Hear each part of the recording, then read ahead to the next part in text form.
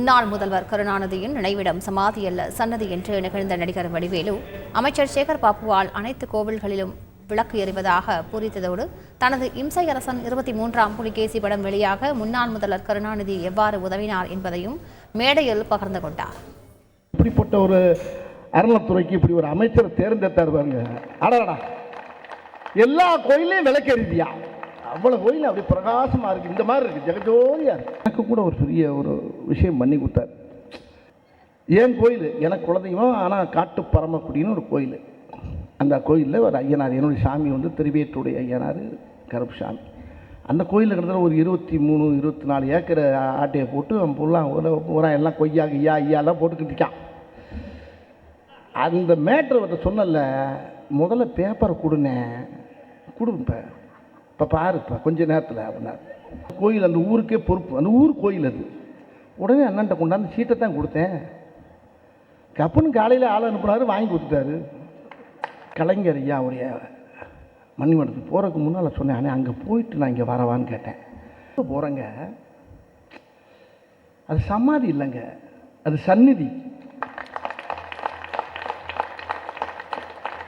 திமுக தொண்டன் ஒவ்வொருத்தனுக்கும் அது வந்து ஒரு குலதெய்வ கோயில். அது ஐயா உங்களை வந்து பார்க்கணும் தலைவரை அப்படின்னேன். என்னடா வடிவேலு, என்ன பிரச்சனை, எதுவும் பிரச்சனையா? இல்லை, ஒன்றும் இல்லை, இந்த புலிகேசி படம் ரிலீஸ் பண்ண விட மாட்டேங்கிறாங்க, ராஜா குதிரையில் போகக்கூடாதுங்கிறாங்க, அது ஏதோ புழுக்கு ராசியில் ஏதோ பஞ்சாயத்தான், ராஜா குதிரையில் போகாமல் குவாலிஸ்ல ஆடா போவார்.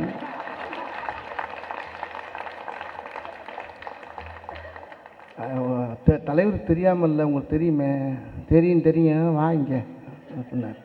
தயாரிப்பாளர் 23ஆம் புலிகேசி படத்தில் தயாரிப்பாளர் என்று சொல்கிறார். நான் போனேன், 7 நிமிஷம் தான் டைம் கொடுத்தார்.